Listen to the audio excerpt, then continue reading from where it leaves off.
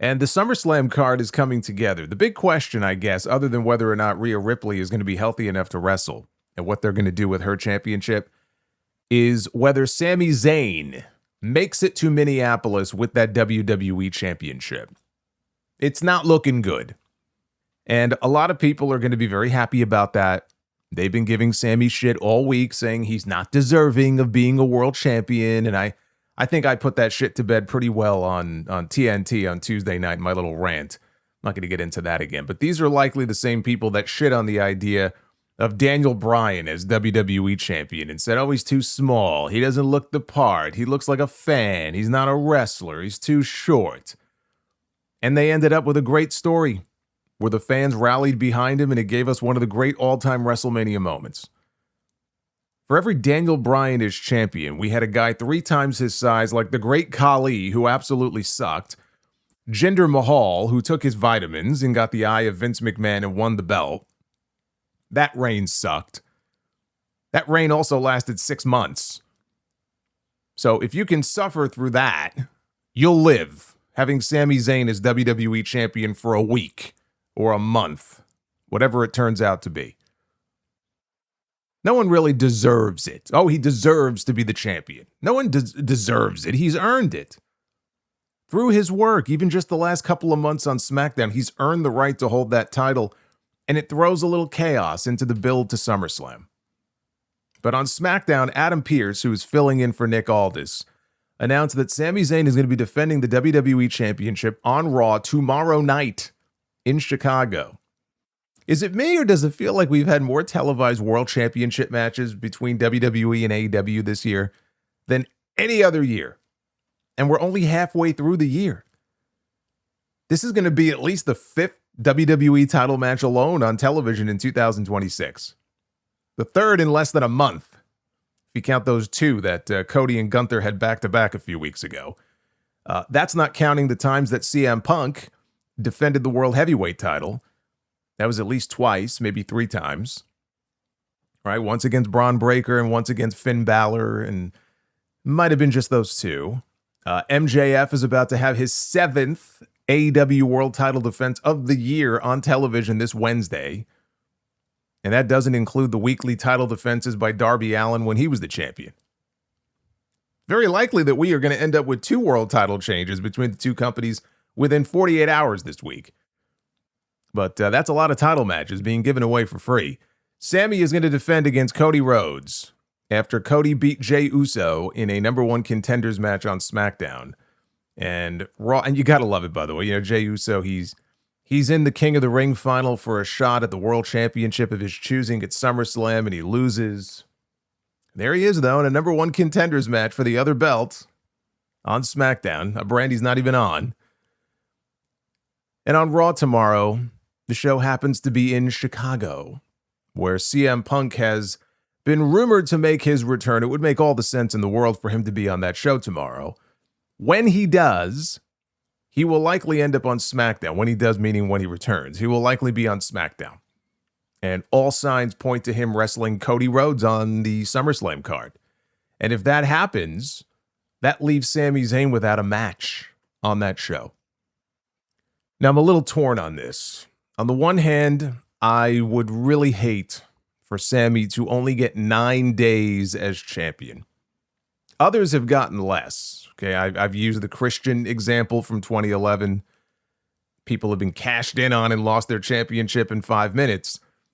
Sami has earned more than 9 days with the title after 10 years of chasing it.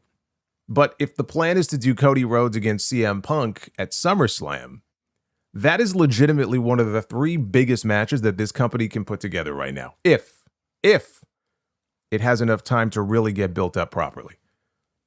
Now, do they really need more than 3 weeks to tell that story? I guess that's another question. Like, they can probably do a good enough job on the mic in that time to do it. Or if it's maybe the first match and they're going to have a series of matches spread out, then that's fine. I mean, what else would they do really to promote this match? You know, outside of a couple of really strong promos, you know, with 2 baby faces.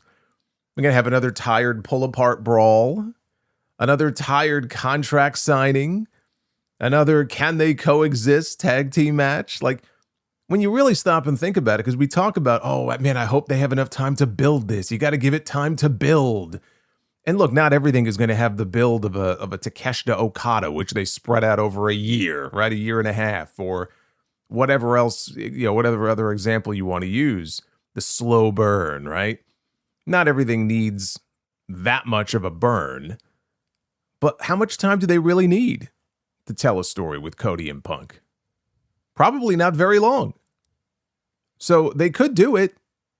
It would be one of the biggest matches they could do outside of Rock and Roman or Roman and Oba. And it's a match that I really would like to see. You've heard me mention the match on the podcast before as one that I would love to see at SummerSlam. I wanted it at WrestleMania. But to do it at the expense of Sami Zayn, it just doesn't sit right with me. And so I'm hoping tomorrow they can do things in such a way that keeps the belt on Sami while keeping Cody and Punk involved, leading to a triple threat scenario. And for Sami, I think that's probably going to be the best he could hope for. That's going to be his best bet at being on the SummerSlam card at all, is if they work him in there and they have him enter as the champion. And there are ways to do that. You know, somebody on the SmackDown stream on Friday night floated the idea of Punk being on commentary for the main event.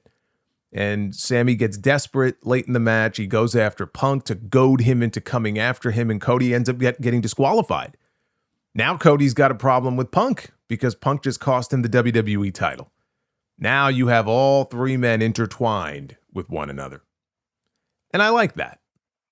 You'd have to have Punk come out then at the beginning of the show as a surprise and say, hey, I'm going to be out here for commentary for the main event. Because my thought was, and how I see it playing out, more likely, is Cody just straight up beats Sami.